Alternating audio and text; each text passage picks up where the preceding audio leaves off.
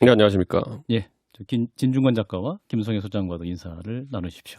안녕하십니까. 예, 안녕하십니까. 피곤해 보이세요. 예, 아이고 뭐 저 나로 현장에 가 있었다가 예, 뭐 이틀째 참 그거 이게 나로 보러 간 거지 호남에. 예, 누리호죠, 누리호. 누리호네. 누리호. 과학 소년에 이런 어떤 예, 나로 센터에서 호남 누리호가 방문 핑계대고 누리호 보러 간 게 아닌가. 굉장히 부러워하셨어요. 뭐 철학자인데 철학자에게 과학 소년의 그런 감성이 있습니까? 나 어렸을 때 그 미국의 로켓 발사 현장 보는 게 내 꿈이었는데. 네. 네. 그런 거는 계산하고 일하는 것은 감상이고 그냥 그것은 계산하고 일하는 이과는 것은 주로 만들 생각을 하죠. 그러니까 네, 나도 저런 거 본 만들어야겠다. 생각보다는. 옛날에 좀 예. 과학 동화 이런 거 보면서 그렇죠. 예, 그 원래 로켓 개발의 영웅들 보면 뭐 고다드, 폰 브라운 뭐 이런 사람들 보면서 언젠가 저런 거 만들어야지. 옛날에 어릴 때 보면 과학 동화 이런 거 보면요, 그 어린애들이 좋아하는 거 딱 두 가지 있어요. 그 공룡하고 로켓. 그래서 저는 로켓파였습니다. 예. 알겠습니다. 대표님 자. 오늘 아침에 그 SNS에 아침에 일어나 보니 뭐 이런 상식을 초월하는 착잡하다라고 올리셨는데 윤석열 후보의 글에 어느 대목이 상식을 초월한다고 보신 겁니까?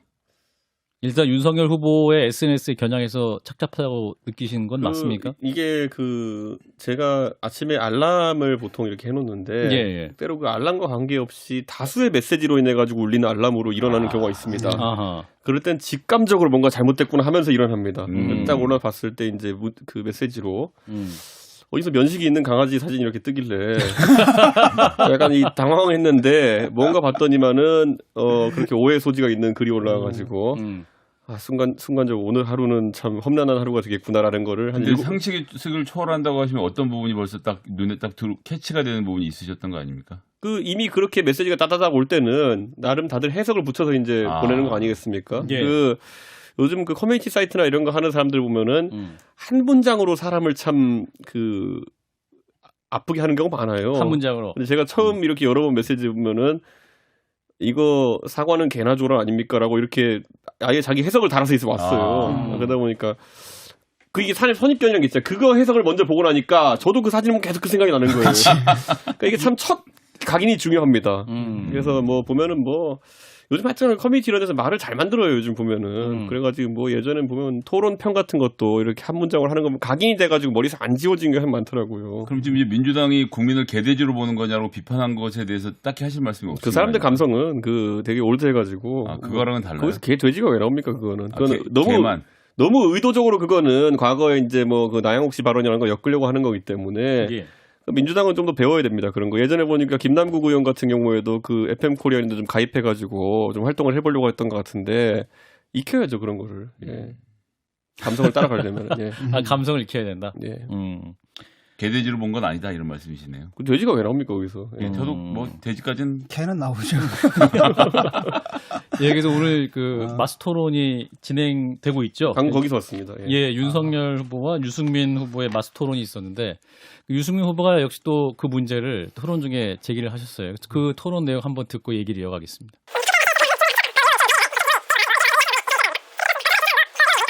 자, 윤석열 후보가 이제 토론 중에 관련 문제 해명을 했는데 대표님 어떻게 들으셨어요?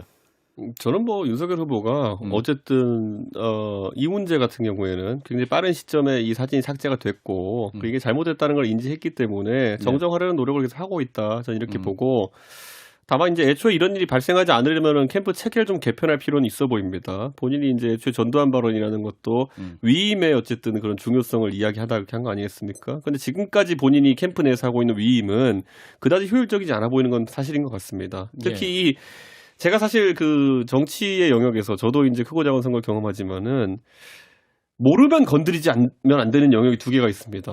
제가 그래서 제 주변에 젊은 정치 지망하신 분들한테도 이 두 개는 진짜 할 때 조심해라라고 하는 게 청년 뭐 하는 거랑 온라인 뭐 하는 거. 이 두 가지는 웬만하면 건드리지 마라. 자신 없으면은. 청년 관련. 대한민국 역사상 SNS로 선거운동 해가지고 득본 사람이 이준석밖에 없습니다. 지금. 예, 나머지는 뭐 보면은 가끔가다 뭐 아들이나 딸이 뭐 우리 아빠를 응원해요 이런 거 하나로 잠깐 이슈화된 적은 있어도 유승민 후보 말씀하시는 거예요? 아니요 예전에 보면 뭐 국회의원 출마하신 박광훈 의원 박광훈, 딸이라든지 이런 아, 분들이 김부겸 의원도 예, 뭐 계셨었고. 아들을 응원합니다, 아버지를 응원합니다 이런 메시지로 일시적으로 언론에 관심 받은 적이 있지만은 예. 지속적으로 SNS 메시지를 통해 가지고 뭔가 득을 보는 그런 상황을 겪었던 건 거의 없거든요. 예. 그런데 우리 진중권 작가님. 손해 많이 봐요, 진중권 교수님. 저게 진중권 교수님 글은 한 일주일에 한 번 정도 신문 지상으로 종이로 봐야지. 이건 매일 이렇게 조금씩 하니까 옛날 맛이 아니에요. 근데 아니, 지금 근데- 보니까 중앙일보의 보도에 따르면 SNS 계정 자체에 부인 말고는 접근이 아무도 안 돼서 실질적으로 부인이 다 관리했다 이렇게 나오던데요. 뭐 그것도 캠프에서 정확히 모든 상황을 알고 있는 관계자 답한 것인지 아니면 또 누가 추론으로 답한 것인지. 왜냐하면 윤 후보 측 그 공보의 가장 큰 문제는 정확한 상황 파악이 안 된 상황 속에서 언론에 빨리 응대하겠다는 생각으로 자꾸 잘못된 정보가 나가는 경우도 덜어 있었거든요. 그게 예. 공보가 후보한테 못 물어봐서 아닙니까? 그럼 그 체계 고쳐야죠. 저는 그 굉장히 지금 근본적으로 지금 공보에 있어서 굉장히 허점들이 노출되고 있는 거는 분명히 윤 후보 측에서 캠프 점검을 한번 해야 된다. 이번에 대변인도 뭐 5명이 있다가 이번 너무 두섭다 그래서 1명으로 김병민 대변인 체제로 이제 단일화하지 않았습니까? 예. 그러면 이번에는 많은 기자들이 김병민 대변인한테 가서 그런 걸 물어봤을 텐데 그럼 이 상황에서도 왜 그러면 이런 공보 차원에서의 관리가 깔끔하지 못했는지는 또 짚어보고 점검해야죠. 대선 본선 전에 이런 건 다 클리어하고 가야 됩니다. 아니 근데 이게 진짜 SNS는요.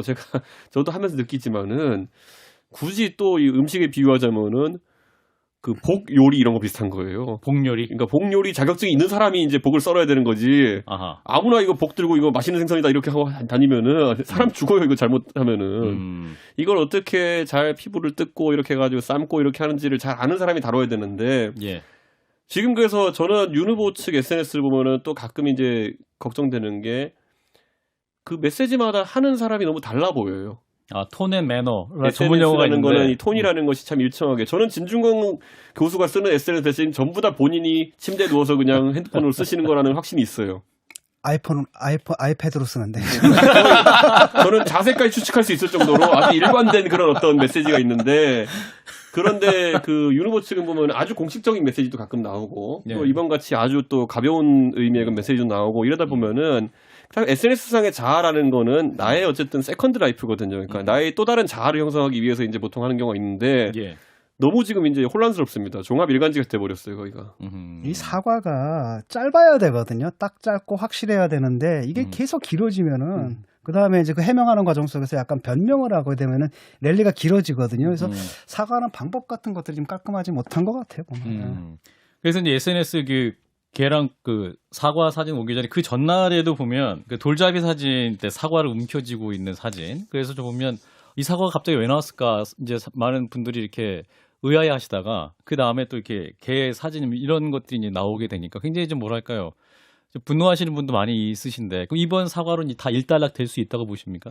그러니까 저는 사과가 왜 떴을까라는 걸 보면은 네. 이제 선거판에 보면 저도 이제 선거 캠프 큰 캠프들 가 보면은 소위 이제 제가 항상 업자로 표현하는 업자. 업자라는 분들이 선거판에 많이 돌아다닙니다. 선거 때마다. 이런 분들은 예를 들어 SNS라는 거는요 아주 가볍게 생각하면요 그냥 진 교수가 침대에 누워서 하면 되는 거예요. 네. 근데 업자라는 분들은 본인의 업적을 과장하고 그리고 나중에 또 혹시라도 뭐 돈을 받는다고 하면은 그런 걸 부풀리기 위해서는 뭘 자꾸 컨셉을 만들어야 되거든요. 그럼 막 이런 거 저희가 무슨 뭐 클라우드 데이터 분석을 해보니 뭐 요즘 키워드 당신과 연관된 거로 사과가 뜨고 그러니까 이 사과를 익살스럽게 풀어내려면은 이번에 이런 걸 기획해서 올려야 됩니다. 이런 식으로 자꾸 보고서를 만들어요. 그래서 저는 이번에 이 메시지라고 하는 거는 저는 좀 점검해야 되는 게 SNS는 이렇게 결코 어떤 설계자가 해가지고 국민의 마음을 조종하겠다는 의미로 이렇게 하면 안 되는 거거든요. 그냥 허심탄회하게 내 시각을 드러내는 것인데 선거판 안에만 들어오면 이상한 그런 기획들이 생겨납니다. 그래가지고 저는 좀 제가 하여튼 비단 주머니를 철저하게 준비하겠습니다. 아, 비단 주머니 지금 준비하고 아니 있습니까? 우리 후보가 누가 되든지 간에 아하. 이런 SNS 때문에 이런 혼란이 생기는 경우 같은 경우 없도록. 그럼 지금 대표님은 사과는 개나 줘라라는 것은 좀 지나친 해석이다라고 보시는 제가 거예요? 말했잖아요. 그걸 근데 그렇게 누가 저한테 먼저 메시지 보내니까 저도 그게 꽂혀가지고 지금 머리에 잘 안 지워지긴 하는데 네. 각인 효과라 그러죠. 그거. 네, 각인 효과가 확실히 있긴 한데 저도 뭐 애초에 그 기획한 사람이 그 정도의 국민을 낮춰본다든지 좀 그런 시각이 있었으면은 그거는 되게 우려스러운 것이죠. 근데 지금 후보님 방금 하시는 말씀 쭉 들어보니까 그 아까 전에 말씀하신 애플 아니 무슨 인도 사과? 그것도 텔레비전에 옛날에 보니까 본인 집에 있던 화분에 인도 사과가 있던데 그것도 남이 가져왔다 이렇게 말씀을 하시고 그리고 또 사무실 얘기를 하시는데 사무실은 광화문에 있는 사무실인데 집 근처에 있는 사무실이라고 하면 거기서 또 선거운동을 하면 안 되는 건데 전반적으로 좀 정리가 안 되어 있는 메시지가 나오는 것 같거든요. 왜 이렇게 되는 걸까요? 뭐 보통 이제 사무실을 이제 선거 사무실에서만 선거 사무를 해야 된다 이런 게 있는데 예. SNS까지 그렇게 엄격하게 선거법이 규제할 것 같지는 않습니다. 그렇기 때문에 뭐 사진을 찍었다고 해서 뭐 선거 사무실이 아닌 곳에서 선거 운동했다 이렇게 보기는 어렵고 근데 그렇다고 해도 제가 봤을 때는 이 논란이 길어지는 거는 결코 윤 후보 측에 도움이 안 된다. 그리고 당에도 도움이 안 되기 때문에 제가 경선에서 어지간한 건 안 건드리거든요. 근데 예. 이번에 전두환 건이랑 이 사과권 같은 경우에는 크죠. 제가 오히려 조기에 좀 어떤 가이드라인을 좀 이건 빨리 사과하고 끝내자 이렇게 좀 끌고 가는 게 그럼 전두환 건 같은 경우는 조언을 하셨습니까? 사과를 하시라고? 아예 공개적으로 얘기했잖아요. 공개적으로 가장 강한 비판을 형태죠. 했고. 사실 네. 대표가 공개적으로 전두환 대통령은 정치를 한 적도 없고 그냥 통치를 했을 뿐이고 그렇기 때문에 그 후보가 그런 어떤 해명을 이어나가는 것보다는 깔끔하게 사과를 한 것이 좋다라는 취지로 제가 얘기한 것이기 때문에 내가 예. 댓글 달았잖아요. 잘했다고. 전 항상 잘해요. 맨날 그 이상한 좀 어둠의 세계에서 활동하지 마시고 그렇군요. 그러면 윤석열 후보의 그 전두환 옹호 발언 관련 사과는 이제 충분하게 마무리됐다 이렇게 평가하시는 저는 오늘 겁니까? 토론으로 좀 이게 좀 매듭이 젖었으면 하는 모양새였는데 예. 뭐 적어도 보다 중간에 나왔습니다만은 네. 이게 또 경선이라는 게 상대가 있는 것이다 보니까 다른 후보들이 조금 더 적극적인 조치를 요구하고 이런 뭐 여지는 좀 하루 정도 있지 않을까 하는 생각을 합니다. 근데 뭐 길어져서는 뭐 어느 후보에게 도움이 안 되는 논란이다 이렇게 생각합니다. 예. 사실은 이제 국민의힘에서 광주에 네. 굉장히 공을 많이 들이셨잖아요. 네. 이제 김종인 전 비대위원장도 5.18 묘역에서 무릎까지 꿇으시면서 호남에 공을 많이 들이셨는데 이번 논란 때문에 좀 국민의힘 좀 힘이 빠졌게 됐다 이런 평가도 있습니다만. 뭐 기본적으로 그래도 이것이 해프닝이라고 저는 생각하고요. 기본적으로 뭐 이것이 윤 후보가 사실 전 표현상의 실수였다 저는 이렇게 봅니다. 왜냐하면 진짜 광주나 아니면 호남에서 굉장히 왜곡된 생각을 가진 분들은 애초에 5.18 자체를 부정하고 가거든요. 그런 분들은 보통 지금까지 문제됐던 분들은 예. 5.18이 무슨 뭐 광주 사태였고 무슨 폭동이 이렇게 표현하는 분들이 보수에서 광주에 대해서 굉장히 상처를 주는 분들의 기본 스탠스인데 윤 후보는 그게 아니에요. 윤 후보는 5.18과 12.12는 명백하게 잘못됐고 근데 그 외의 부분에서 이런 것도 검토할 수 있다라고 한 것인데 그러니까 지금까지의 그런 호남에 상처를 주는 발언과는 괴가 완전히 다른 것이고 예. 그래서 제가 표현이 미숙했다라고 한 것이 그걸 좀 더 문제 없이 표현하려고 그러면은 전두환 대통령이 다른 건 다 못했는데 경제 관료를 이렇게 뽑은 거 하나 정도는 평가할 만하다. 요 정도로 했으면은 요거 빼기 나머지는 다 안 좋다 이런 건데 5.18, 12.12는 안 좋고 근데 뭐 나머지는 괜찮다는 취지로 해석될 수도 있는 걸 했기 때문에 이제 말을 만들 수 있는 여지가 생긴 거죠 사람들이. 예. 그래서 저는 이거는 표현상의 실수가 굉장히 큰 그 비중이다. 표현상의 실수라고 볼 수 없는 게 5.18만 빼고 네. 근데 우리가 살인만 빼고 사람이 괜찮다는 말을 이런 식으로 안 나온다는 하는데 삼천 교육대는요 이런 식으로 나오는 이런 아니요, 반응이 있단 말이에요. 이런 이제. 식으로만 네. 말을 하는 게 아니라 5.18이라는 것이 가지고 있는 역사적 비극에 대해서 국민의힘이 너무 가볍게 생각하시는 거 아니에요? 아니요, 저는 이거 굉장히 엄중하게 생각하고요. 그래서 제가 윤 후보가 애초에 그런 생각을 가지고 있지는 않았을 것이다. 다만, 아니 만 빼고란 말은 이미 드러났지 않습니까? 근데 본인이 이제 아까 그 얘기하던 위임의 중요성을 이야기하다 보니까 아주 전체적으로 무능했지만은 위임을 통해 가지고 경제 관료를 발탁했던 전두환이라는 사람을 얘기하려다가 그게 강조가 전두환도 잘한 게 있다 이렇게 돼버려 가지고 좀 이제 곤란을 겪고 있는 건데 저는 표현상에는 굉장히 이거는 부적절한 표현이고 효율적이지도 못한 표현이라고 생각합니다. 저는. 그 민주당 이제 대선 주자들 문제 이낙연 전 대표 이제 뭐 후보에선 이제 떨어지셨습니다만 처음으로 이제 갑자기 이제 말씀을 하셨어요. 윤석열 씨 이제 후보 사퇴해야 된다. 그 서른 의원도 그런 말씀을 하셨는데 대표님께서는 어떻게 말씀하시겠습니까? 후보 사퇴할 문제다. 이렇게 이제 민주당 의원들, 민주당 쪽에서는 그렇게 주장을 하고 있습니다. 저는 그 항상 국민들은 그 무어 묻은 사람이 무어 묻은 거 지적하는 거 되게 싫어하거든요. 그런데 민주당이 지금 뭐 이낙연 후보가 그렇다는 게 아니라 예. 적어도 민주당 후보의 허물을 좀 먼저 그렇게 강하게 지적했으면은 메시지에도 힘이 실리지 않았을까. 예. 제가 그때 경선 과정 중에 줄기차게 얘기하지 않았습니까? 이낙연 후보께서 진짜 그런 어떤 민주당 내 양심 있는 세력을 대변한다고 하면은 특검을 가자는 메시지를 좀 내셨으면 좋겠다. 그때 그 메시지 받았으면 저는 이낙연 후보께서 정치적으로 바라시는 결선 투표도 갔을 거라 좀 봅니다. 계속 예측하기를. 그런데 그때는 그 용기를 못 내셨다가 상대당 후보 비판할 때는 갑자기 이런 용기가 나신다는 게 저는 좀 선택적 용기 같습니다. 예. 선택적 용기다. 예. 오늘 이재명 경기도지사가 또 5.18 묘역 입구에 갔죠. 예. 예, 가서 그 땅에 박힌 전두환 비석을 밟고 섰습니다. 그러면서 윤석열 후보가 여기 왔어도 존경하는 분이니 비석은 못 밟았겠네 이런 말을 했네요. 대표님 이 발언은 어떻게 들으셨습니까? 뭐 대선 주자로서 앞으로 계속 그런 행보를 한번 해보시라고 이렇게 말씀드리겠습니다. 대선 주자가 저는 그건 우리 당 후보들에게도 공통적으로 해당되는 것이겠지만은 예. 결국에 지금 우리 국민들이 대선 이번 과정을 보면서 가장 부족함을 느끼는 부분은 미래 가치와 비전에 대한 것들이거든요. 근데 지금 결국에는 뭐 저희가 이재명 후보의 흠을 잡으려고 하면 앞으로 무궁무진할 겁니다. 제가 예. 얘기하지만 그분의 전과 기록부터 해가지고 다 들고 나올 수 있고 하는데 그것만으로 선거 승리할 수 없습니다. 그런데 이재명 후보가 지금 저희 당내 지금 경선 과정에 있는 일을 가지고 그 정도 이벤트성 쇼를 하느라 이제 시간을 보낸 것이거든요. 예. 저는 뭐 계속 그렇게 하라고 하십시오. 저는. 예. 오히려 국민의 입장에서는 땡큐다. 저는 그런 거 하시는 와중에 저는 계속 묻거든요. 이재명 후보가 사실 지금까지는 경기도지사로 오면서까지 성남시장 때도 그렇고 재정 상황이 좋은 성남시에서 돈 쓰는 거 가지고 지금까지 이제 사실 행정에 대해 평가를 받은 것인데 예. 돈 벌어오는 사람이 되는 게 이제 대통령의 위치거든요. 사실 뭐 이재명 후보가 그 비전 못 보여주면 대통령으로 당선될 일 없다 봅니다. 그렇기 때문에 시간을 좀 더 알차게 쓰시라 이렇게 말씀드리겠습니다. 이재명 이제 지사 얘기 나와서 이제 말씀드리는데 이제 국정감사에 대한 평가 어떻게 내리십니까? 지난 18일 그리고 20일 이틀 동안 진행됐는데 대표님께서 이제 이재명 지사의 가면을 찍겠다. 전략을 잘 짜고 있다. 저희 방송에 나오셔서 얘기를 하셨었는데 어떻게 평가하세요? 저는 가면을 애초에 벗고 본인이 나섰다 이렇게 봅니다.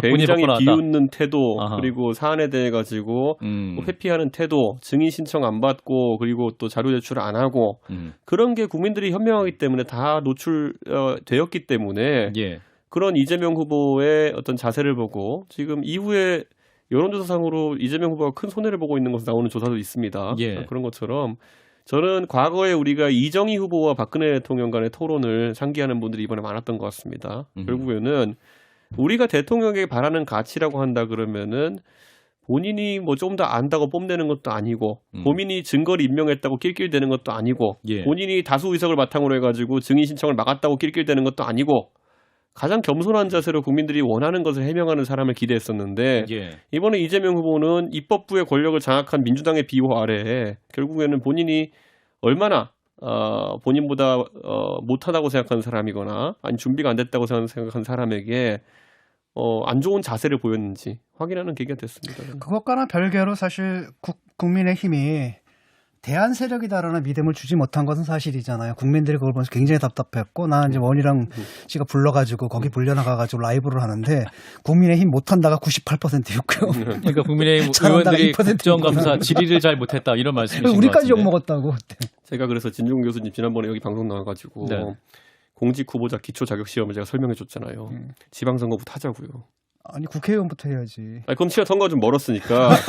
아니, 그러니까 저희가 이렇게 봐야 됩니다. 지금 이번에 국정감사 기간 동안에 저희 의원들이 열심히 준비했는데 아까 말했던 것처럼 현실적인 장애도 있었고 증인 신청이나 자료 제출이 잘 안 되는 부분도 있었고 다만 의정 활동이라는 게 이런 겁니다. 어떤 문제가 되는 행정 활동이 있을 때 그걸 굉장히 강하게 파내는 이제 질의 능력이라는 게 중요한데 예. 우리의 공천 시스템 하에서는 그런 것들이 많이 평가를 못 받는 구조입니다. 보통 의원님들도 그런 능력들이 잘하시는 분들도 재선 3선 가면서 안에서 이제 사실상 재교육 받다시피 해가지고 이제 그런 능력을 습득하는 경우가 많은데 예. 아니면 또 뭐 보좌관 경력이 많다든지 이렇게 해가지고 근데 지금 우리 같은 상황에서는 그런 것이 공천의 요소가 아니기 때문에 어쩔 수 없이 좀 초선 의원들 위주였던 이번에 저희 지리팀에서는 기술적으로 미비한 부분이 있었던 것도 맞습니다. 대표님 전략을 잘 짜겠다고 하셨는데 전략이 잘 짜질 구조가 아니었단 말씀이시죠? 가진 그 상황 속에서는 잘한 거예요. 또 이런 식으로. 현, 아니, 현 전력 최대치를 그걸 끌어올린 잘했다고 하니까 제가 드릴 말씀이 없어요. 아니, 제가 손에 들고 있는 카드가 저랑 김기현 대표가 손에 있는 카드를 최적화 배치한 게 그거예요. 저희는. 네. 선수로 뛰고 싶다는 생각도 불끈 드셨을 근데, 수도 있겠습니다. 그분들도 다 저기 뭐 시험 잘 봐가지고 명문대 나오신 분들일 텐데 그게 그런 차원의 문제는 좀 아닌 것 같고 좀 너무나 무기력했고 국민들이 굉장히 화가 나더라고요. 화가 나셨더라고요. 그래서 그 분풀이를 갖다 나한테 막 우리한테 막 하고 있고. 근데 진 교수님이 제 생각엔 이 정치 평론을 좀 하려면은 예. 좀 많은 정당에 뭔가를 경험을 시켜드려야 될 것 같아요. 그래서 예전에 그 전원책 변호사가 정치에서 막 이런저런 말씀하시다가 조강특위 위원 한번 해보시고 나가지고 굉장히 톤이 낮아지셨거든요. 다음번에 한번 뭐 공천관리위원 한번 안 해요. 왜냐하면 갑자기 아니 달걀이 골았는지 알기 위해서 네. 굳이 닭이 돼가지고 알을 낳을 필요는 없다고 봐요. 저는. 맨날 저렇게 골방에 앉아가지고 사고 실험만 하니까 저 철학자입니다. 예, 저분이. 알겠습니다. 그 원희룡 전 제주지사가 예. 이제 원희룡 후보가 첫날은 5대0 완전 패배, 예. 둘째 날은 3대2로 졌다 이렇게 진단을 했는데 3대2도 좀 김은혜 의원이 골을 넣었다. 그래서 4대1 이제 정도인데. 뭐, 대표님 이 평가는 어떻게 들으셨어요? 근데 뭐 제가 이렇게 말씀드린 게요. 이재명 후보는 자체 골 많이 넣었습니다. 아까 말했던 것처럼 아, 그런가요? 결국에는 대선을 앞둔 경기도지사이면서 민주당 후보의 상황에서는 예. 결국에는 많은 국민들이 톤과 매너를 굉장히 중요하게 볼 텐데 이번에 솔직히 아까 말씀드리지 않았습니까?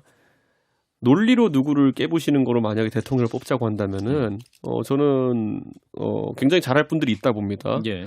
민주당에서도 제가 봤을 때는 박용진 의원 같은 분들 논리 탄탄하거든요. 철저하거든요. 근데 민주당 당내 경선에서도 박용진 의원이 굉장히 초기에 선풍적인 어떤 그런 바람을 일으키다가 한계점을 이제 노정했거든요. 네네. 그런 것처럼 저는 이재명 후보도 본인의 어쨌든 그런 화법이나 이런 것들이 한계성을 노정한 것이다 이렇게 봅니다. 저는. 이게 심상정 의원인 하나가 돋보이던데 그 말은 국민의힘 의원들은 잘 안 보이고 그 부분에 대해서는 조금 뭐랄까 문제의식을 좀 느껴야 될 것 같습니다. 왜냐하면은 이 정권이 아니다 싶어도 그럼 저 사람들한테 권력을 넘기느냐라고 했을 때 신뢰를 좀 줘야 되거든요. 제가 봤을 때, 그러니까 저는 뭐 국회 경험이 좀 있으니까 봤을 때 제일 답답했던 건 두 대목인데 김은혜 의원을 제외하고는 아무도 질의서를 보지 않으면 한 줄을 나가지를 못하더라고요. 그리고 두 번째는 의사 진행 발언조차도 보좌관이 써준 내용을 읽고 있는 걸 보고 있으려니까 이 사람들이 반나절은 준비하고 여기 나온 걸까? 정말 그 부하가 치밀던데 내부 점검 좀 해보셔야 되는 거 아닙니까? 그래서 제가 이제 이게 항상 저는 항상 맞는 방향을 제시한다니까요. 근데 당내에서 제가 상관없어. 기억해 보세요. 제가 앞으로 당내에서 젊은 정치인들을 선발하는 기준으로 토론 배틀을 하겠다 그랬더니만은 그때 전부 다 기성 정치인들이 반대했던 게 뭐냐면 말 잘하는 놈 뽑아서 뭐 하나잖아요. 지금 지적하는 게 그거잖아요. 왜 말을 다 못하냐 이거잖아요. 말을 잘 못하나가 예, 이제 아니라 발언을 준비를 안 하냐고 하는 거죠. 한 준비 20초 안 해도 말 잘하는 남았습니다. 사람 많아요. 그러니까 저는 제가 이런 표현하는 게 결국 정치에 필요한 덕목들을 굉장히 체계화해가지고 선발 체계를 강화하는 수밖에 없어요. 이제는. 예, 자 국민의힘 이준석 대표와의 대담 진행하고 있고요. 네, 1부는 여기서 거의 마무리되고요. 잠시 후에 다시 이어가겠습니다. 한판 승부 2부 문을 열었습니다. 국민의힘 이준석 대표와의 한판 인터뷰 준비하고 있고요. 청취자 여러분들이 또 우리 이준석 대표가 나오셨기 때문에 질문 굉장히 많이 주시는데 왔다리 갔다리 님이 이런 질문 주셨어요. 대표님, 정말 무야홍이 이루어질까요? 무조건 야당 홍준표. 이게 홍준표 후보의 주장이죠. 저런 답할 수 없는 질문은 의미 없는 질문입니다. 제가 여기서. 지금 오늘 이제 마스 토론 진행되고 있는데 어떻게 보고 계세요? 뭐 저는 뭐 오늘도 후보들 제가 다 만나고 왔지만은 다들 예. 자신감이 넘쳐 보이는 모습이고 뭐 저는 뭐 앞으로도 토론 몇 번 남았기 때문에 예. 다들 여러분이 뽑는 후보가 됩니다. 무조건 투표하십시오. 예. 그렇군요. 예. 지난주에는 나오셔갖고 핵과 주술 얘기는 그만해라 이렇게 주문을 하셨는데 그렇다고 이걸로 바뀔 줄은 꿈에도 몰랐습니다. 이 제가 진짜 차라리 핵이 낫습니다. 이거는. 핵과 주술 얘기 줄고 이제 사과 차라리 얘기 핵이 나요. 나오고 이것보다는. 그 얘기 예, 나오고 예, 예. 차라리 핵 얘기가 낫다. 예, 이것보다는 그래도 전두환보다는 핵이 나요. 후보들 간의 토론의 퀄리티랄까요? 수준은 좀 어떻게 보세요? 높아졌다고 기술적으로는 내 기술적으로. 후보 전부 다 토론이라는 방식이 굉장히 잘 적응해 나가는 모습이고 저는 뭐 사실 많은 분들이 주목했던 게 정치 토론 경험이 적은 윤석열 후보의 적응도 이런 거였는데 굉장히 상황에 따라서 반격도 잘하고 그리고 능력이 있는 모습 보여줘가지고 저는 토론 스킬에 따른 차이 편차는 없다 이런 생각합니다. 윤석열 후보가 이제 많이 적응한 것 같아요. 오늘 이제 생방 전에 네. 그 기자가 질문을 했어요. 네. 오늘 준비 어떻게 하고 계십니까? 기자가 질문했더니 준비할 게 뭐였냐? 이제 10번이나 했는데 이런 말씀하시더군요. 그러니까 어느 정도 이제 정치 토론에 익숙해졌다. 근데 그거는 또 한 게 예. 아직까지 그래도 정치 토론이라는 거는 돌발 상황이 많이 발생할 수 있으니까 예. 항상 준비는 많이 해야죠. 이게 꼭 나무에서 떨어지는 게 원숭이죠. 이게 절대 그러면 안 됩니다. 그런 거는. 예. 그렇군요. 그리고 원희룡 후보가 최근에 이제 대장동 일타 강서로 굉장히 상승 곡소를 그리고 있고 본인도 이제 방송에서 굉장히 톤업해서 말씀 많이 하시는데 대표님은 보시기엔 어떠세요? 저는 뭐 원지사야 뭐 공부로는 원래 탁월한 분이고 예. 그 제주도의 수지 아닙니까? 음. 원래 선거에선 자기가 잘하는 거 강화해야 되는 거거든요. 예. 물론 이미지 변환도 전환도 어느 정도 필요하긴 하지만은 본인이 잘하는 거 극대화하는 면에서는 원희룡 후보가 좋은 방법을 선택했다 이런 생각을 합니다. 근데 진중권 작가님이 같이 이제 라이브 방송 하시더니 너무 흥분돼갖고 본인이 다운을 시켰다 이런 말씀 나오셨거든요. 너무 업돼가지고. 너무 업돼 있어가지고 본인이 내가 톤 다운 시킬 정도면 어느 정도인지 알 거 아니냐 이렇게 말씀하셨는데. 원지사 원래 그래요. 항상 그 영원한 소장파 그 의식이 좀 있으셔가지고 아, 그런가요? 파이팅이 넘치는 게 그게 원지사 특유의 매력이니까요. 그것도 강화해야죠. 그것도. 그렇군요. 아니 다른 사람들을 흥분을 시켜야 되는데 자기가 흥분하면 되나? 아니 근데 요즘 들어서 이제 지지율 상승 곡 정치하면서 지지율 상승 곡선이라는 게 느껴지면은 느껴지면 예. 그렇게 되나 봐. 흥분하죠, 다들. 예. 근데 사실 일타 강사라는 이미지 그리고 이제 상대당 후보에 대한 공격수 이미지 이렇게 되면 대권 후보라기보다는 대권 후보의 프론트맨 느낌이 좀 저는 사실 받아서 저렇게 하시지 않은 게 도움이 안 되지 않을까 그냥 정말 솔직한 심정으로 그렇게 좀 보이거든요. 그러니까 결국에는 그래서 우리가 하나의 가치로 끌어들일 수 있는 그 지지율 한계가 있고요. 예. 그 다음에 다음 단계로 레벨업하기 위한 뭔가를 얹어야 되는 거거든요. 그러니까 저도 전당대회 때 보면 많은 사람들이 저에 대해서 갖고 있던 기본 기대치 있지 않습니까? 예를 들어서 이준석이 나오면 토론 나오면 말은 잘하더라. 거기서 한 개 더 얹으려고 했던 게 그때 그래서 연설이었거든요. 보면은 예. 연설에서 내용을 바탕으로 해서 제가 그냥 가치라는 것들이 좀 새로운 걸 던져가지고 야 이준석이야 이런 것도 하네. 이런 걸 얹었을 때 이제 지지율이 더 뛰는 건데. 대구 광주는 좋았어요. 그러니까 제가 말했던 것 그거 이제 우리 후보들이 자기 잘하는 거 기본으로 우선 최대치를 만들고 그 다음에 거기서 이런 모습도 있네를 얹어야 되는 건데 원지사는 하여튼간 이 공부 잘하는 이미지의 이 그 일타 강사 이미지로 자기 그 최대치까지 끌어올려야죠 우선은. 자, 깔딱고개를 넘고 있는 홍준표 후보에게 같은 종류의 조언을 해주신다면 뭘 좀 해주시겠습니까? 그러니까 홍 후보는 바람의 정치인이에요. 바람의 정치인. 바람의 정치인이랑 바람을 타고 이렇게 굉장히 트렌디한 그런 바람을 타고 지금까지 올라왔거든요. 예. 그럼 그 다음에 그 바람을 또 극대화하는 어떤 전략들이 필요했는데 최근에 홍 후보가 이제 조직 선거나 이런 쪽에도 약간 강화를 하고 계신 것 같고 조직 이렇게 늘리고 있으신 것 같잖아요. 예. 뭐 그 과정도 필요할 수 있겠지만 그래서 약간 맥이 끊기는 느낌이 나올 수 있겠죠. 네, 그래서 뭐 저는 그런 거는 뭐 제가 홍 후보한테 조언하는 것보다 홍 후보 잘할 겁니다 본인도. 예. 근데 그러니까 이제 홍 후보의 전략을 왜 그렇게 하냐 생각을 해보면, 그러니까 여론조사 부분에서는 굉장히 상승세가 있는 건 분명한데, 네. 이제 당원들 투표에서는 윤석열 후보보다 좀 낮게 나오니까 지역 당협위원장 많이 만나려고 하시는 전략 아닙니까? 근데 그 전략 자체가 잘못됐다. 그러니까 그게 이제 기출 문제를 잘 풀어보면 되는 건데 제가 전당대회 가서 저 당협 방문 거의 안 했거든요. 아, 당대표 선거하실 때. 코로나 시대 선거라는 건 지금까지 이분들이 정치를 20-30년 해왔다 하더라도 지금까지의 선거가 다른 양상이 될 수 있는데 예. 여든 야든 아직까지는 그런 아주 트렌디한 선거를 보여주시는 분은 없다. 다들 이제 선거 때문에 급하게 무슨 뭐 어디 당협을 방문했다 뭐 이런 거 누가 지지 선언했다 이런 거에 집착하시는 것 같은데 예. 이건 뭐 제가 뭐 홍 후보만 얘기하는 게 아니라 아직까지는 이번 선거에서 저희 네 후보 중에서는 아주 트렌디한 선거 운동은 없었다. 네, 그런 느낌. 그런 의미에서 지금 모든 준비가 됐고 100회가 넘는 토론회를 경력을 쌓았음에도 불구하고 유승민 후보 치고 올라오지 못하고 있는데 어디를 좀 뚫으면 나아질까요? 자꾸 물어보니 와서 이런 거 원래 아니 둘을 얘기했는데 나머지 둘도 얘기해 공평하게 코멘트 해주셔야 돼요. 그리고 지금 진짜로 후보님한테 조언하라는 게 아니라 이 라디오를 들으시는 청취자분들은 그런 거구나 하고 알게 해주라는 말씀이죠. 악마의 진짜 조언은 만나서 하시고. 제가 그냥 유 후보 캠프에 대해서 제가 한마디만 그럼 평가하자면은 부세어라 이준석. 예, 말씀해 주세요. 그 브레이크와 엑셀을 동시에 밟는 경우가 있어요. 가끔 유 후보 캠프에서 브레이크와 예를 엑셀. 들어서 이번 선거 하여튼 트렌드라고 하면 저희 2021년 저희 당내 선거는 20대 30대 남성들이 먼저 앞장을 서고 그 사람들이 미는 후보가 쭉쭉쭉 올라가는 양상이 있거든요. 네. 그래서 유 후보가 그들이 좋아하는 약간 여가부 폐지라든지 이런 아젠다를 좀 건드렸어요. 근데 그 다음에 이제 또 바로 건드린 게 뭐냐면 저출생 이런 단어 쓰면서 이제 바로 또 브레이크까지 밟았거든요. 그래서 그게 동력이 한번 상실되고 그런데 이건 하나의 예고 예. 비슷한 상황들이 좀 있었거든요. 끝까지 치고 나가는 느낌이 아니라 뭔가 이렇게 자꾸 걸리는 느낌이 있는 그 표현들이 있었는데 그게 아쉽고 윤석열 후보 쪽은 굳이 표현하자 그러면은 이 덩어리를 키우는 건 좀 너무 키워가지고 덩어리? 그러니까 그러니까 조직이 너무 커져가지고 조직이. 그런 어떤 오히려 그 신참 도전자의 느낌보다는 굉장히 좀 맞아, 기득권자 같은 그런 느낌이 들어요. 되어버린 게 지금 그 윤 후보의 확장성을 좀 저해한 요인이 아닌가. 그래가지고 이건 뭐 제가 굳이 진단하니까 돈 안 받고 해드렸습니다. 예. 아무도 밥 안 사주는데 이렇게 해드리는 건 처음입니다. 이거는. 사주면 내가 밥 사줄 테니까 더해. 지난주에 오셨을 때 예. 이제 김종인 전 비대위원장이 정권 교체 가능성 60에서 70%다. 예. 이런 전망을 어떻게 보시냐 그랬더니 다소 이제 이제 새로운 사장으로서는 좀 오만한 발언이다. 네. 연락해야겠다. 전화하겠다. 전화했어요? 말씀하셨잖아요. 전화하셨어요? 그 건으로는 전화 안 드렸고 오늘 아침에 좀 뵙자고 연락을 좀 드렸는데 아 오늘 아침에. 오늘은 뭐 시간이 안 맞아서 못 뵙고 예. 뭐 며칠 사이에 뵐 겁니다. 예. 그렇군요. 그 말씀은 여전히 그 좀 위험한 발언이다라는 생각은 변화 없으세요? 저는 이렇게 생각해요. 저는 지금 이게 저희가 제가 항상 인물 바람 구도 변수를 이야기하잖아요. 네네. 예전 박근혜 대통령에 대한 사후적인 평가가 어떤 거 관계없이 선거 때 박근혜라는 그런 강력하고 왠지 실수 안 할 것 같은 이미지의 인사가 있으면은 인물 변수를 지우고 이제 구도와 바람으로 이렇게 판세를 분석할 수 있는데 예.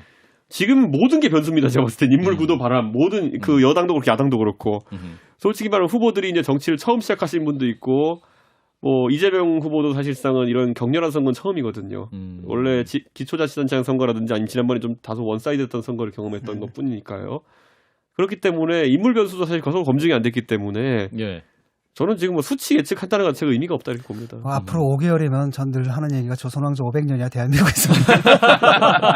바뀔 수 있다. 앞으로 또 하나의 대장동, 또 하나의 고발사주 막 터지고. 네. 홍준표 후보도 난리가 이렇게 나겠지, 말씀하세요. 홍준표 의원은 이번 선거는 클린 앤 더티 선거다. 그래서 그 윤석열 예비 후보와 그리고 이재명 후보 같은 경우는 완주 못할 수도 있다 이런 얘기를 하시거든요. 대표님 동의하십니까? 뭐 근거는 없잖아요.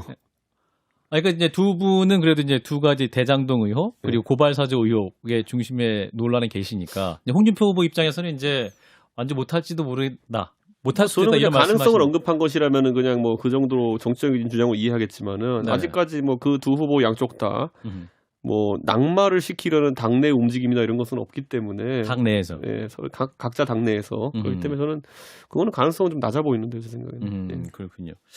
우상호 민주당 의원이 또 저희 방송에 나오셨고 이번 주에 그 김종인 전 비대위원장 그 이제 국민의힘 윤석열 후보나 누굴 돕게 될까 여쭤보니까 꼭 국민의힘 후보를 돕지 않을 수도 있다 이런 전망을 하세요. 오히려 또 이재명 후보에게 호감이 있는 분이다라는 그런 말씀도 하시던데 대표님은 어떻게 답하시겠습니까?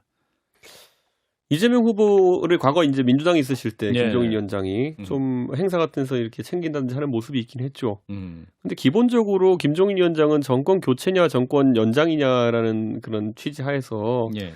정권 연장을 위한 또 다른 민주당 후보를 지원하지는 않을 겁니다. 예, 본인이 이제 문재인 정부를 출범시킨 것에 대해 가지고 굉장한 뭐 부정적인 인식을 하고 계시기 때문에 그것이 연장선이 될 만한 어떤 행동을 하진 않을 것이다. 예를 들어 저는 약간의 예외상으로 이재명 후보가 말 그대로 민주당 후보이긴 하지만은 예. 굉장한 단절을 추구한다. 맞아. 예를 들어 예전에 이명박 대통령을 굉장히 싫어했던 김종인 위원장이지만은 박근혜 후보가 사실 MB 쪽에 대한 단절을 거의 선언한 이유로 이제 도운 거거든요. 네. 그런 구도가 나온다면 모르겠으나 저는 이재명 후보가 그런 용기가 있을지는 두고 보겠습니다. 왜냐하면 지난번에 송영길 대표가 정권 교체 약간 수준이다. 그런 얘기를 뉘앙스를 했는데 풍겼죠. 당장 윤건영 의원이 굉장히 불편하게 반응했거든요. 그런데 윤건영 의원이라고 하면 뭐 독자적인 발언일 수도 있겠지만은 청와대의 의중이 실렸다는 인식도 저희가 할 수 있기 때문에 저는 민주당의 그런 기싸움이 어느 정도 있을 거라 보고 그게 만약에 진짜 문재인 정부가 뭐 정치적인 표현으로 우리를 밟고 가라라는 식으로 새로운 길을 이재명 후보에게 내준다면은 그 안에서의 또 다른 설계자로 김종인 위원장이 약간의 역할을 할 수 있겠으나 그게 아니라 문재인 정부가 우리 기득권 못 내려줘. 너는 우리가 짜놓은 각본 안에서 제한적인 변화만 줄 수 있어라고 만약에 이재명 후보에게 공간을 준다 그러면은 예. 그러면 본인이 시건하면서까지 안 움직이죠. 추가 질문. 네. 그러니까 김종인 위원장이 이렇게 말씀하셨거든요. 한번 보니까 그런 얘기를 하더라고요. 내가 찍은 사람이 될 그 거다. 국민의힘의 최종 후보가 될 최종 거다. 후보가 될 거다라고 하면서 그 다음에 또 뭐라고 얘기했냐면은 근데 현재로서는 뭐 윤석열이 될 것이다. 근데 만약에 윤석열 후보가 민주당의 대선 후보가 된다면 이분이 이제 선대위에 결합하는 그림은 쉽게 그려지는데 네. 만약에 이제 무야홍, 홍준표가 됐을 경우에는 이게 김종인 결합이 가능할까요? 위원장이 합리하실 수 있겠느냐 뭐 이런 질문이신 것 같아요. 저는 뭐 사실 김종인 위원장이 예전에 저는 황교안 대표랑 결합하는 모양새도 사실 좀 그려지진 않았었거든요. 근데 선거를 앞두고 결국 결합을 하긴 했죠. 여러 이견이 좀 있었지만은. 김 위원장이 그 정권 교체란 대의 명분을 위해서는 언제든지 함께할 수 있다 이런 생각을 하고 저도 사실 그래서 최근에 그래서 한동안 김종인 위원장을 찾아뵙지 못했기 때문에 오늘 전화해서 마침 좀 찾아뵙자 말씀드리려고 이제 했던 건데 예. 뭐 한번 상의를 해봐야겠지만은 큰 틀에서는 후보와 관계없이 정권 교체 힘을 보탤 것이라고 좀 믿고 있습니다. 밸런스 게임의 마지막 승부입니다. 김종인 위원장이라면 네. 예, 이재명 대 안철수. 무슨 말씀이시죠? 둘 중에 아니 누굴 가상의 선택? 실험이 알아들으시고 지금 이제 고민을 하시잖아요. 이 전형적인 이간질 발언인데 있는 그대로 답변해 주시면 됩니다. 이건 제가 답을 안 해도 이간질에 당하는 겁니다. 네, 근데 어쨌든 답을 안 하겠습니다. 그러면 그 김종인 전 비대위원장이 내년 3월에 네. 이제 마지막 최종 투표가 끝나고 이제 그 결과를 볼 때 어찌됐든 대표님 옆에 앉아서 어떤 역할을 하고 있을 것이다라고 말씀하신 적이 있잖아요. 예. 그 생각은 변함 없으신 겁니까? 저는 저희 후보 옆에 앉아 있고 이번에도 저희 오세훈 시장이 승리할 때 옆에 앉아 계셨던 것처럼 꼭 그 방송사 중계 화면에 같이 잡히실 것이다. 그렇게 생각합니다. 그렇군요. 항상 그러니까 반드시 그러니까 김종인 전 비대위원장이 함께 할 수 있도록 설득하시겠다. 저는 뭐 안 되면 가서 엎드려야죠, 진짜 보면은. 예, 아 가서 예. 함께 해달라고. 예, 어허. 돗자리 쳐야죠. 거기. 그리고 김종인 위원장하고 또 저 홍 후보하고는 좀 구원이 있는 데다가 좀 홍 후보가 좀 약간 모욕적인 발언까지 한 적이 있었거든요. 두 분이 뭐 이번 대선 과정에서 좀 이른 시기에 만나서 식사도 하시고 이렇게 뭐 얘기하셨던 걸로 저는 알고 있기 때문에 저는 또 정치하는 사람들끼리 뭐 큰 정치 하시는 분들이 또 구원에 얽매이는 경우는 거의 없기 때문에 예. 저는 뭐 그런 건 정권 아니고 교체라는 대의 명분 하에 예. 뭐 어떤 후보가 되든 함께 뭉칠 것이다라고 바람을 갖고 계시는 거군요. 저는 믿습니다. 예. 알겠습니다. 예. 마지막 질문이 될 것 같은데요. 요즘 이제 여론조사 나오는 거 보면 그 대선에서 막상 되면 뽑을 후보가 없다 이런 말씀하는 국민도 굉장히 많으시고 예. 그래서 지금 이제 안철수 국민의당 대표는 자신이 3지대가 아니라 1지대다 이런 말씀도 하고 계시고 김동연 전 경기부총리 이제 신당 창당하신다고 그러잖아요. 그래서 월요일 날 그래서 대표님도 아마 가서 축하를 해주시고 일요일 날 제가 축하하러 일요일 날 갑니다. 축하하러 가실 텐데 어떻게 보세요 이런 행보에 대해서? 저는 뭐 김동연 부총리께서 이 조정훈 의원과 함께하는 그런 시도에 대해서는 네. 관심을 갖고 지켜보고 또 파트너가 될 수 있게 노력할 거고요. 뭐 안철수 대표의 그런 뭐 발언은 제가 평가하지 않겠습니다. 평가하지 않겠습니까? 본인이 1지대다. 뭐 본인 중심으로 세상이 도신다는 생각을 하시는 건데 네. 그건 뭐 평가 그 주장하시는 거죠 그거는. 예. 더 이상 생각하고 싶지 않다. 뭐 믿음을 제가 어떻게 뭐 탑하고 이럴 생각은 없기 때문에. 네. 알겠습니다. 예.